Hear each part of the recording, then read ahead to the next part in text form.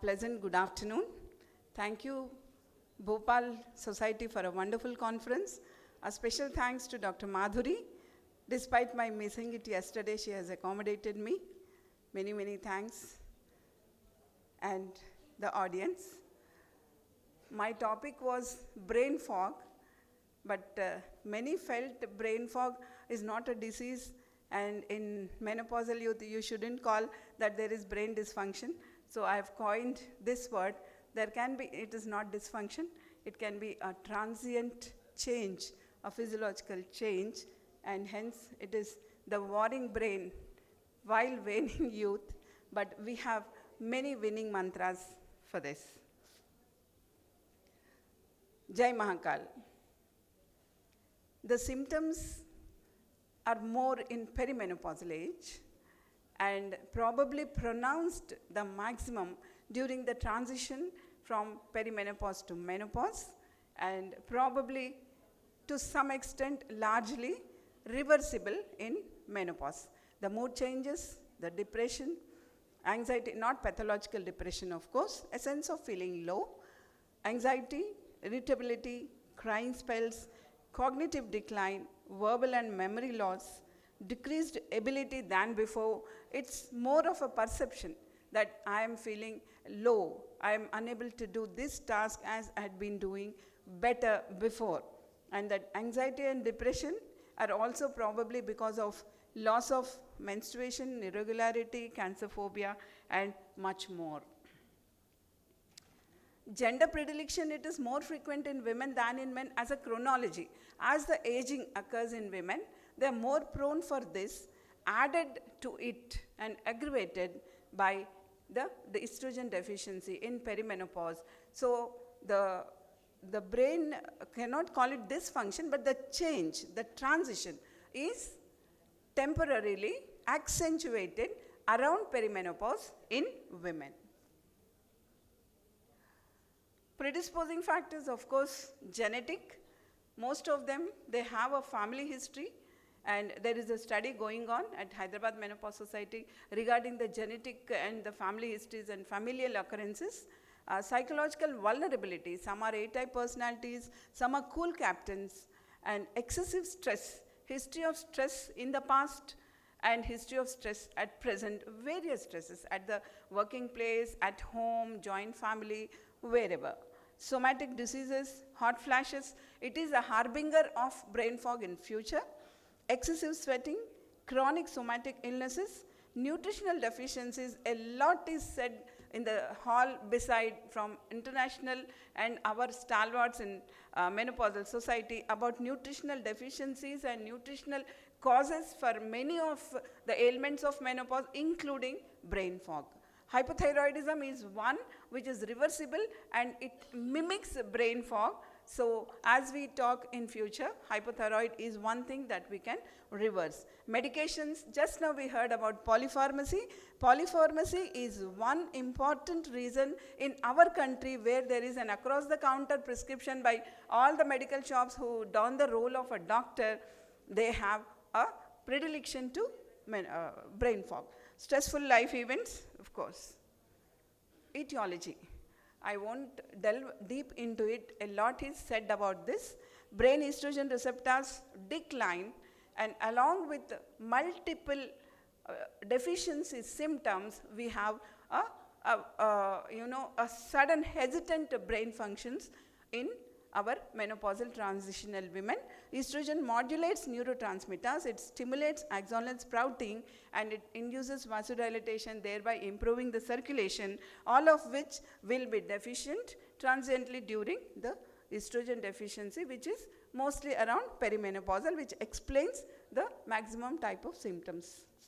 The predictors, of course, premenstrual tension syndrome and postpartum depression in the reproductive years is said to be one harbinger of future brain fog. So the study now, that study that I am talking to you is about the family history along with all these histories in the reproductive time when they were in the sprout of youth, at the elixir of youth, when they had some symptoms which are going to be a predictor of future brain fog, and we are working on a predictor scale as well. Depression at menopause, mind you, it's not pathological depression, it is the withdrawal effect. It is nothing but the estrogen withdrawal effect, which is definitely going to reverse partly. Brief period of feeling sad, it is reversible, requires no intense clinical treatment, absolutely. It's short-term adjustment reaction to life events. Clinical depression is different. It is pathological disorder due to a chemical imbalance. It requires treatment by psychiatrist. It is susceptible to another depression at menopause. So menopausal brain or feeling low is not clinical depression, and clinical depression is a psychiatric condition, but those who have clinical depression or history of depression are more prone to brain fog and depression episodes at the time of menopause transition. So beware of them when we are taking the history. So the eternal question, can we give MHT? For multiple complaints of post-menopause or perimenopause, should we give MHT? Should we not give MHT?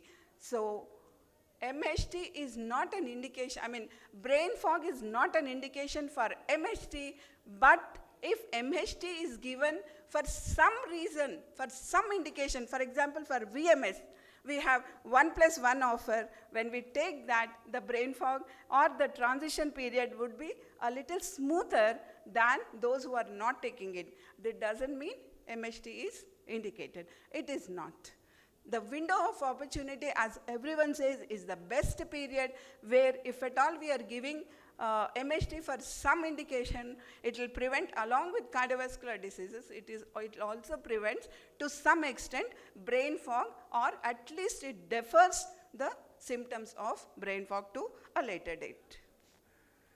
Non-pharmacological methods, everyone has been telling since 3 days in every conference, all the zonal conferences, for multiple complaints of menopause, that all these things are for all complaints, including brain fog. Deep breathing, regular exercises, muscle relaxation trainings, yoga, meditation, healthy diet. Psychological support is one which is particularly important for brain fog, and the spouses, the partners, the parents, or of course the children, and the sons and daughters who come from other families, the in-laws, they are more important. So psychological support is a particular one for brain fog in my lecture. Social interactions, friends, relatives, new friends and new hobbies, all those things go a long way in deferring as well as improving. Creative hobbies like plantation drives, nurseries, marathons, school visits, social work, and so many other things. Self-help groups.